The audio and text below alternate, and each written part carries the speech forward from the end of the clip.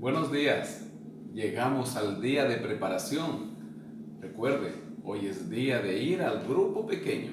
Y si usted no tiene uno, es momento de incorporarse a uno que haya cerca a su casa. En el capítulo 16 nos cuenta que el Señor dice a Samuel: ¿hasta cuándo llorarás por Saúl, habiéndolo yo rechazado para que no reine sobre Israel? Samuel se lamentaba en oración, en lloro, por aquel rey que hace algún tiempo atrás había ungido. Pero el Señor le dice: no llores más, llena tu cuerno de aceite, te enviaré a Esaí de Belén, porque entre sus hijos me he elegido un rey. Samuel pregunta al Señor: ¿cómo iré? Si Saúl lo supiera, me mataría. ¿Por qué hace esta pregunta Samuel? Él vivía en Ramá y estaba dirigiéndose hacia Belén, donde estaba David. Pero entre Ramá y Belén estaba Gabaá, la ciudad donde vivía Saúl. Es decir, que Samuel tenía que pasar por ahí y Saúl se enteraría y preguntaría. Pero ahí el Señor le dice que recuerde que él va a hacer un sacrificio. Esa era una excusa perfecta, pero obviamente él estaba yendo a hacer un sacrificio, pero también a ungir a un nuevo rey. Samuel hizo como le dijo el Señor y llegó a Belén. Los ancianos de la ciudad salieron a recibirlo con miedo y le preguntaron: ¿es pacífica tu venida? No sabían por qué motivo estaba ahí el hombre de Dios. Muchas veces cuando llega alguien que representa al Señor a tu casa, es posible que tengas temor.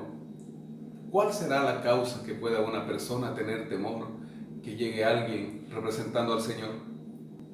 Samuel respondió: sí, vengo a ofrecer sacrificio al Señor. Santifíquense y vengan conmigo al sacrificio.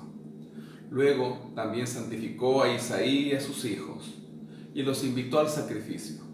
Aconteció que cuando ellos vinieron, vio Samuel a Eliab. Era el mayor de los hijos de Isaí, y Samuel preguntó: Señor, ¿este es?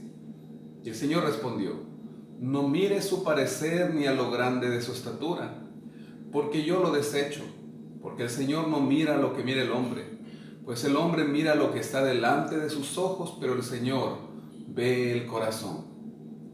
Entonces llamó Isaí a su otro hijo, Abinadab, y lo hizo pasar delante de Samuel. Lo mismo preguntó Samuel: ¿este es? Pero la respuesta del Señor fue: tampoco este ha sido escogido. Luego pasó Sama, y así todos los hijos de Isaí que estaban en ese momento. Samuel dijo a Isaí: el Señor no ha elegido a ni uno de estos.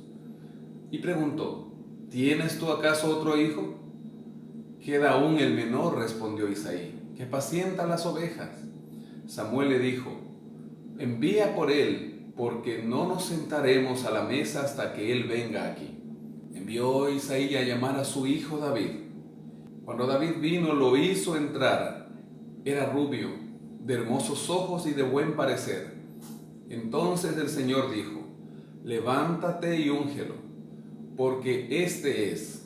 Samuel tomó el cuerno del aceite y lo ungió en medio de sus hermanos. A partir de aquel día vino sobre David el Espíritu del Señor. Se levantó luego Samuel y regresó a Ramá. Así como el Espíritu de Dios vino sobre Saúl cuando fue ungido, de la misma manera vino sobre David. ¿Cuál sería la diferencia entre este nuevo rey y el rey que había sido ungido anteriormente? La iremos notando a medida avancen los capítulos que vamos estudiando. En el verso 14 nos dice que el Espíritu del Señor ahora se apartó de Saúl y un espíritu malo de parte del Señor lo atormentaba.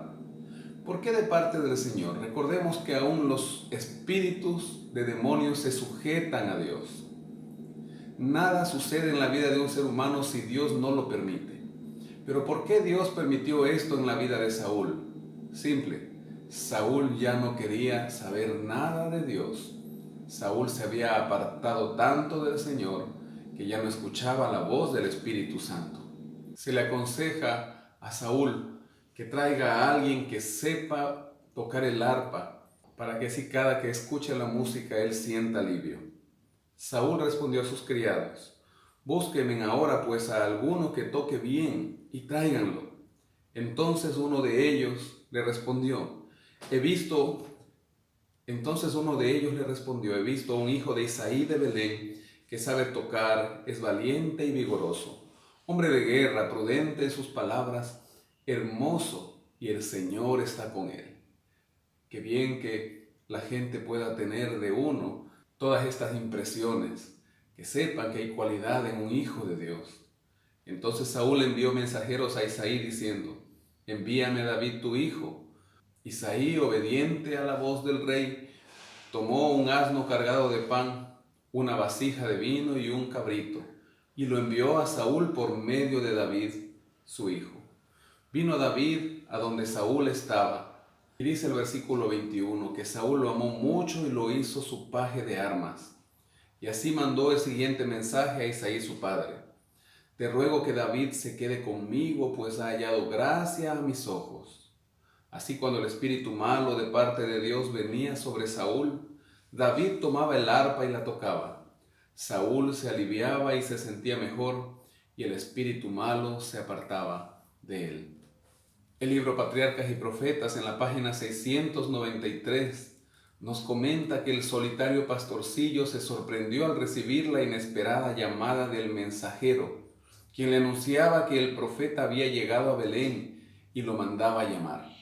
Preguntó asombrado por qué el profeta y juez de Israel deseaba verlo, pero sin tardanza obedeció al llamado. Era rubio, hermoso de ojos y de buen parecer.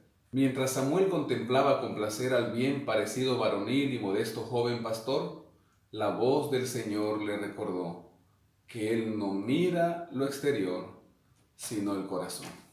El gran honor conferido a David no lo ensoberbeció, a pesar del elevado cargo que habría de ocupar. Siguió tranquilamente en su ocupación, contento de esperar el desarrollo de los planes del Señor a su tiempo y manera. Dice la página 695, David, en la belleza y el vigor de su juventud, empleaba sus talentos como dones preciosos de Dios para exaltar la gloria del dador divino. Las oportunidades para contemplar y meditar le sirvieron para enriquecerse con la sabiduría y piedad que lo hicieron el amado de Dios y de los ángeles. Es muy importante cuando un joven busca al Señor. Es muy importante cuando un joven pone a Dios en primer lugar, se dedica a meditar en la palabra y de esta manera sus dones, sus talentos, los decide poner al servicio del Señor. Hoy nosotros también que estamos aquí en el estudio de la Biblia, así como David, pongamos nuestros talentos, pongamos nuestros dones, nuestras capacidades al servicio de Dios. Que el Señor te bendiga en este día y camina cada momento junto a Él.